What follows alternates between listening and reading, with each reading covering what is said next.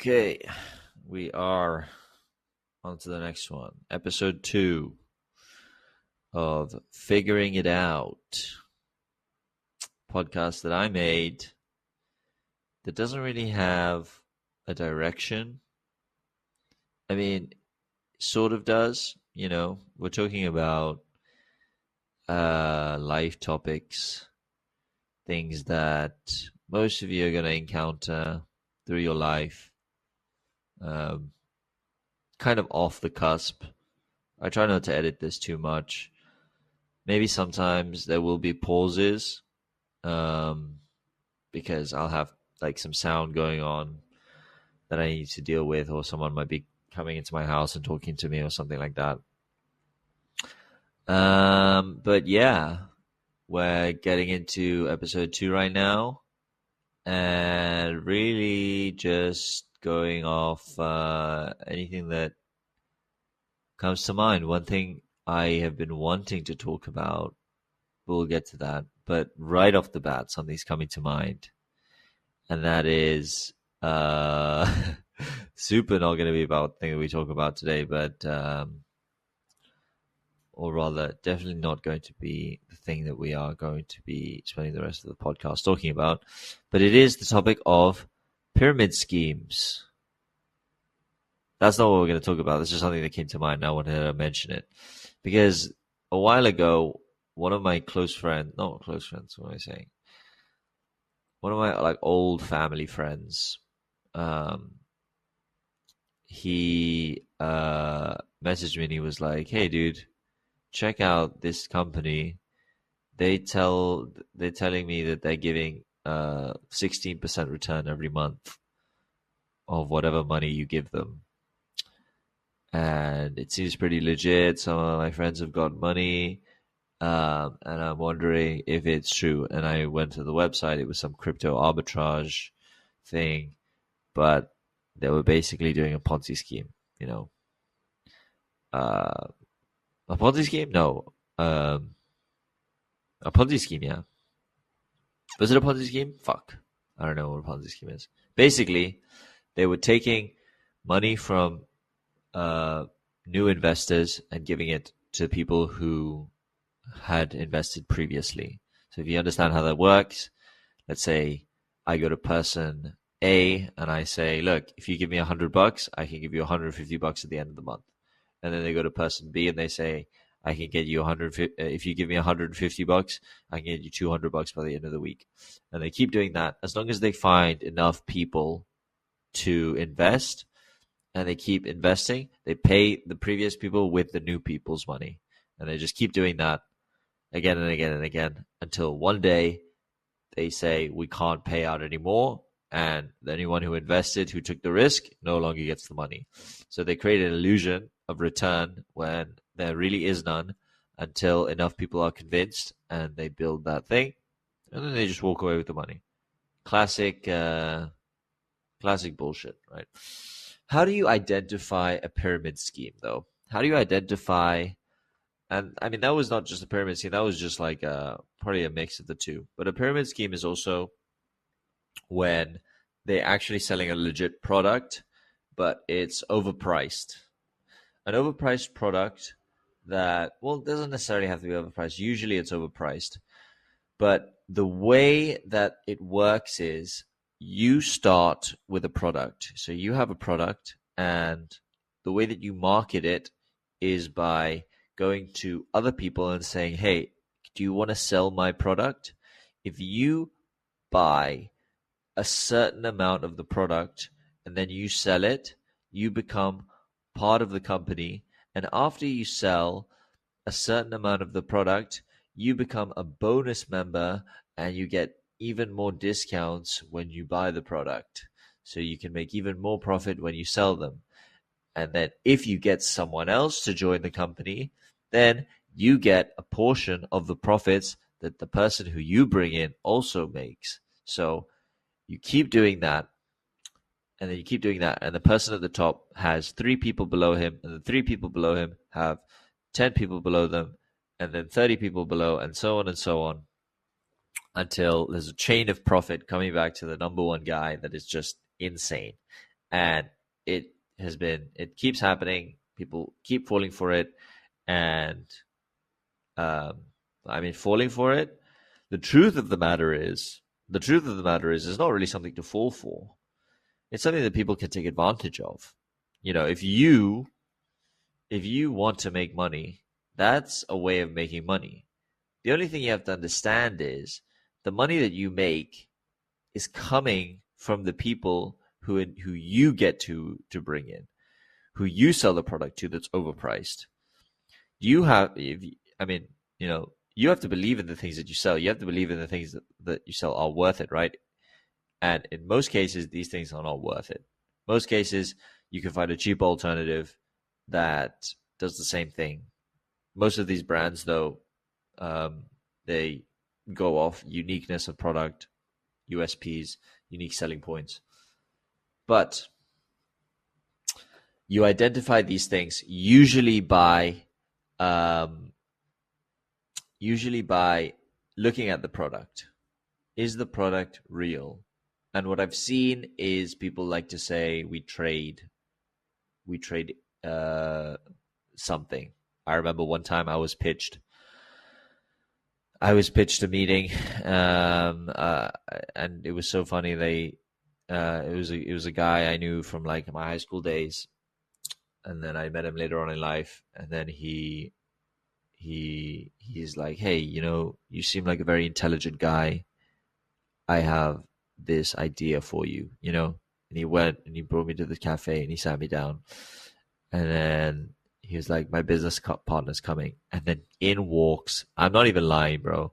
This was a model. This was like, I'm pretty sure she was like 9 out of 10 at least, and I was like, oh my god. But she was dressed in like a corporate suit, and she had this like briefcase. She took out these papers from this briefcase, showed me all these like charts and shit of like, if you invest this much, you're going to be getting this much return.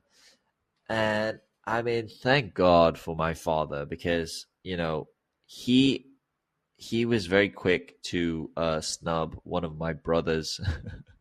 My brother got involved with an MLM as well.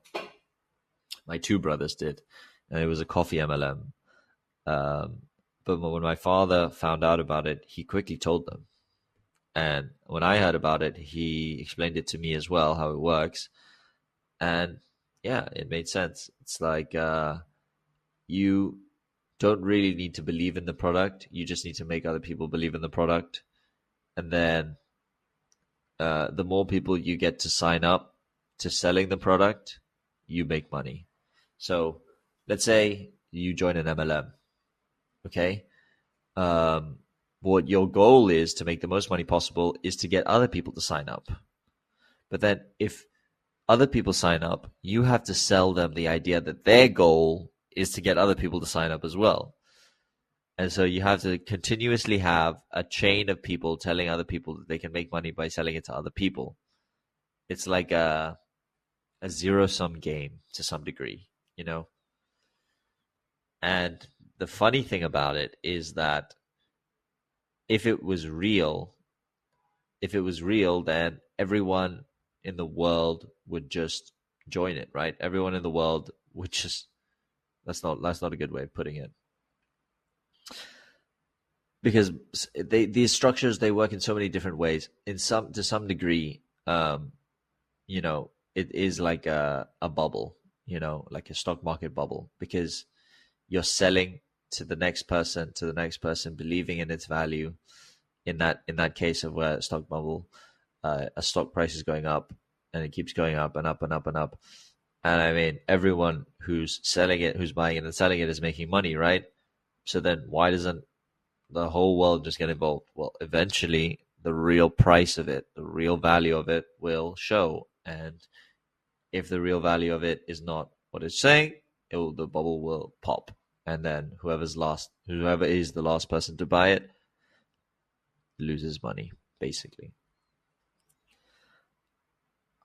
I don't know if how clear I'm being on this thing, but identifying MLMs, or maybe we don't even need to get into identifying. We need to make it more clear about why it's wrong.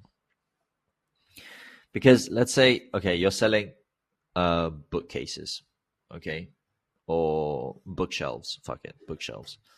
Um, and then you're saying, oh, the wood is made of this ancient tree that comes from this indigenous land that no man has come across in the last 10,000 years, and we have found this tree and we're growing this wood or some bullshit. Okay, whatever.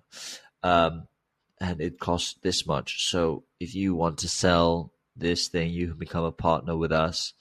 And if you get some of your friends to join as well, you'll get a share of their profit. Okay, you keep doing that. You keep doing that. You keep selling these things, this bookshelf, right? And then, but you're not really selling the bookshelf. You're trying to get other people to sell the bookshelf that you know. You're trying to find someone who's good at selling the bookshelf and has a good network of selling bookshelves to sell the bookshelf for you so that you make a profit off them.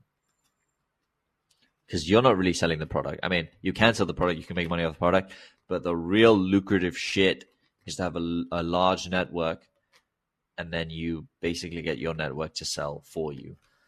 That's how MLMs work. Because if no one sells, then there's no money. So someone has to sell. Someone has to sell this stuff, right? If it's not you, it's the person who you bring on, right? Now, if the thing is a real product, is an actual product, then the profit that the person makes is going to be not very much, you know. But the profit has to be a lot so that the person who's actually selling it thinks it's worth it for him, you know. Because if it's not worth it for him, then he wouldn't do it. So he has to be dumb enough to believe that it's worth it, or it has to be priced in so stupidly expensive that the other person who's buying it is losing from buying it because he doesn't know the alternatives. I hope it's clear to you that this is just like not sustainable. It's not good. You're not helping people. You're not creating a product. You're not creating value to your community. You're actually kind of doing them a disservice. You're not providing something of good quality, and because someone is taking a cut of your sales, it has to be priced in somewhere in the product. So actually, like, someone is paying for a product, but actually they're paying money to the person who brought you to sell the thing to them, who's paying money to the person who brought them in, to the person them, and it goes up the chain to the top. That's a pyramid scheme. So the profits or the pricing of these products are overpriced. Why? Because the pyramid needs fuel. The pyramid needs money. They greedy sons of... I won't swear too much. My mom told me not to swear too much on this podcast, so I'll try not to, but, you know, it's hard because I love to swear. Anyway, let's see if we can talk anything more about that. The pyramid schemes come in all sorts of shapes and forms. Usually, if anyone is telling you that they can bring you large returns very quickly, it's bullshit. So my one friend who told me about this 16% return every month, you know, a few months later, I called him and I said, how did it go? He said, yeah, it was all bullshit. And I remember saying, like, well, I kind of told you, right? I mean, what I told him was, because he was so fucking convinced, man. The kid, bless his heart, you know. But what can you really do, you know? What can you really do? What can you really say to someone who's so convicted? But I told him, I was like, look, do it. Fucking do it. But remember Allah. Remember Allah is either going to turn this into something that's real and good and you benefit from it, or it's going to turn out to be fraudulent and it's Allah's way of teaching you a lesson about life. and that's it. And then you win both ways. And then even if you lose, you win. Because one way you win, with the material, and the other way, Allah, you become closer to Allah in that, He's taught you a lesson, and then you're taking that lesson, and you will not forget, that Allah is the all powerful, and you know, I mean, in some cases, the latter is better, because you're reminded more of Allah. You're reminded that this stuff is not doesn't matter. No, this shit matters. So, that's my little 50-minute rant on pyramid schemes. I hope it was beneficial, and I hope anyone who's involved in anything similar to what I just described, speak to people. Find the smartest person you know with the most experience and ask them about it. Because if you don't have many people around you, or all the people around you are involved with it, or you think the smartest person in your life is the one who's pitching it to you, well, in that case, I'm sorry, I can't help you. Only you can help yourself. You would need an unbiased opinion, someone not involved in it. But speak to someone who loves you. Speak to a loved one. They probably, someone preferably has a lot of experience, life experience, because they've probably been pitched. I mean, shit, I'm 28. I've been pitched one. My mom's been involved with one. My brother's been involved with one. My friend talked to me about one. There's all scams going around all the time. There's always a scam here and there. And to find out what's a scam or not, you really need to employ some critical thinking.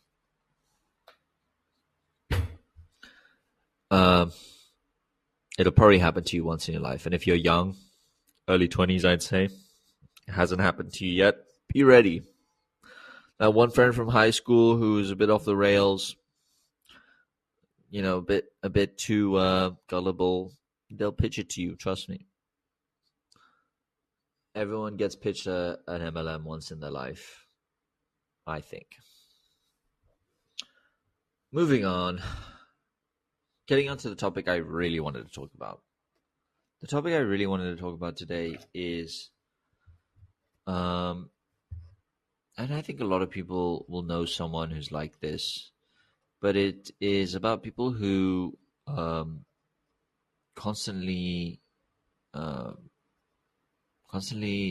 victimize themselves. People who constantly take everything personally and try to make everything that's not necessarily a personal attack. And it's not so much about them. Maybe you aren't that person and you're experiencing that person, or maybe you are that person. I just want to talk about why it's not very good. It's not a good idea to victimize yourself. Because when you victimize yourself, you remove yourself as someone who's accountable.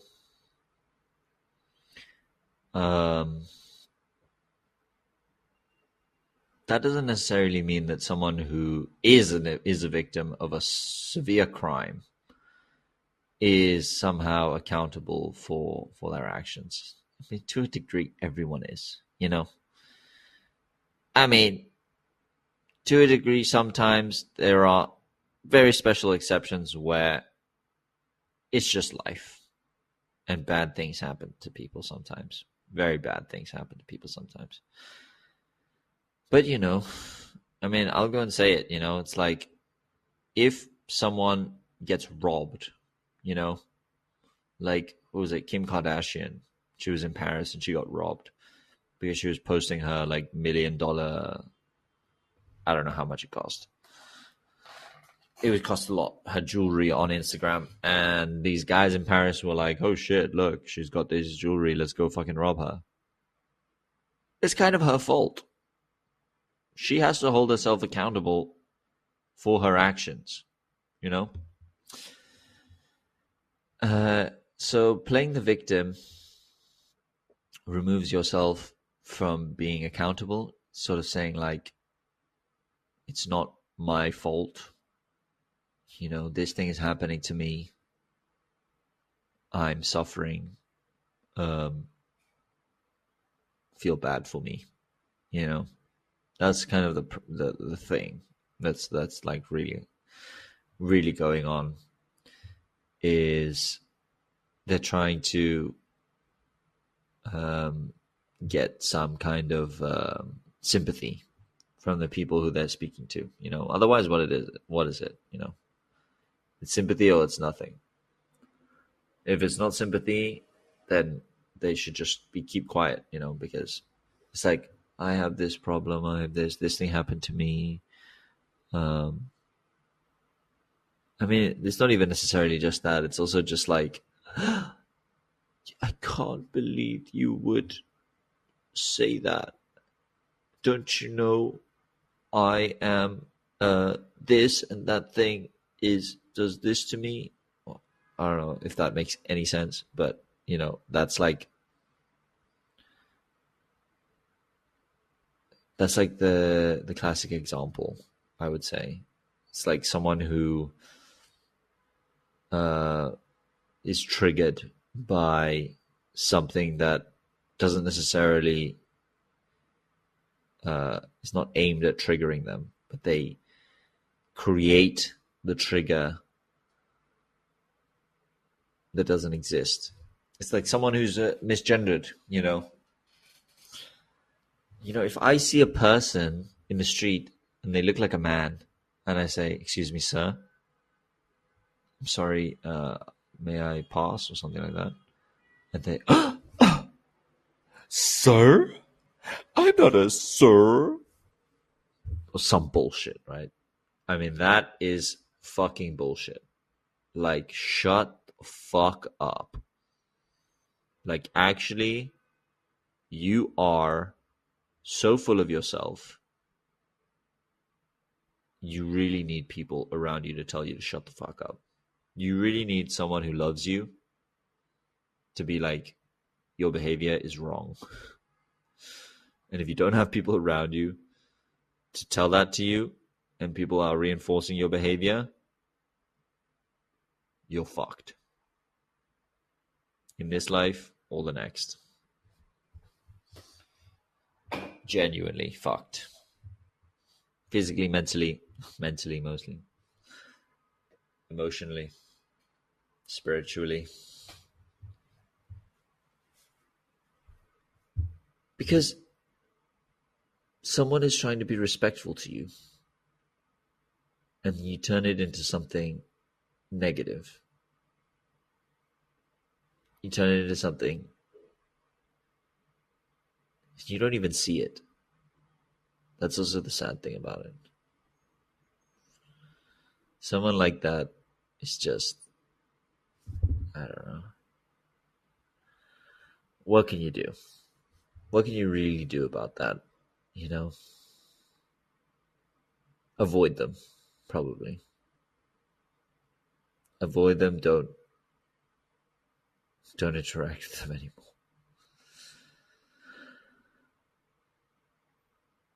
Why is it bad for them? Why is it bad for them to take offense continuously? To treat everything like a personal attack?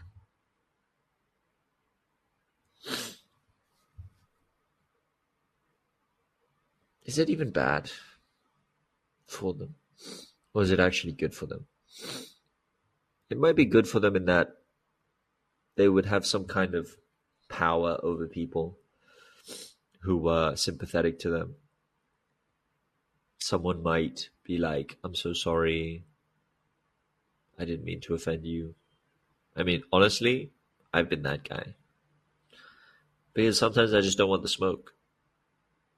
Sometimes if I'm out with people and if someone feels like I've offended them and I'm in a setting where if that person starts getting offended, the vibes are just going to go off. I'd rather just maintain the vibes, and then avoid them, you know, and then never speak to them again. That's what I would probably do in most cases. Because it's not worth it, probably, most times. Now, for you to take that to some other aspects of victimization, well, not aspects, to continue the thoughts on victimization, to victimize yourself is a way of blaming someone else, you know, and they might be to blame. Not saying that people who do bad things shouldn't be blamed for the bad things they do, but to victimize yourself in any situation says I don't need to be held accountable for the things that happened, even if they're bad to you. And as hard as that sounds, to not do that, to not victimize yourself, to actually take any situation that's happening to you and say it's my fault, is strength. It's strength, and it will make you stronger. It's strength, and it'll make you stronger. Put that on a t-shirt. It will make you stronger. Because when these things happen to you and you become, or you take ownership of the situation, you say, there's something I could have done differently. Then you open yourself up to change, and you open yourself up to becoming a better person, or whatever it is, the thing that you're doing. On the other hand, if you just victimize yourself, say, oh, this person wronged me, cheated me, I just got scammed. Yeah, they're so convincing. They scammed me. I can't believe I lost $30,000 in this scam. Yeah.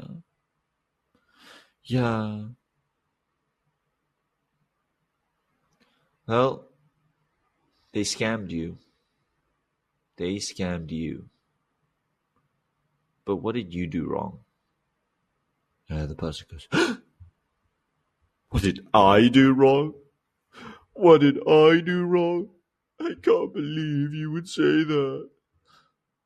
I can't believe you would work each other.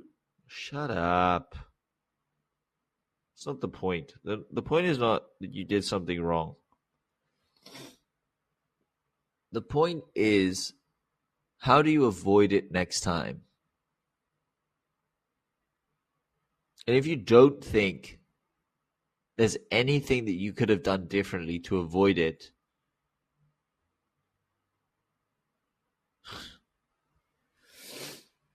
only then you can say you did nothing wrong. But if there is anything that you could do differently in that situation, then you have to admit that initially you may have misstepped. But that's okay as well. You have to admit that. You have to do that in order to grow.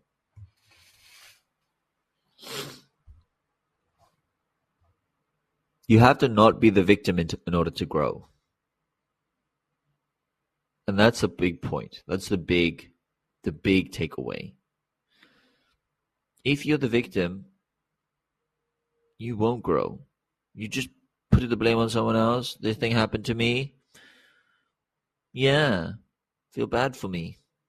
And I'm not going to change anything that I do about anything about myself ever. I mean, maybe subconsciously you do take change, which I think everyone probably would. But to consciously do it is a better degree, I would say. To consciously reflect, to consciously, take full accountability even when it's not your fault. That's one of the beautiful things. Like I play Dota 2, and it's a team game. So you play with 4 other individuals, and you're all working as a team against another enemy team.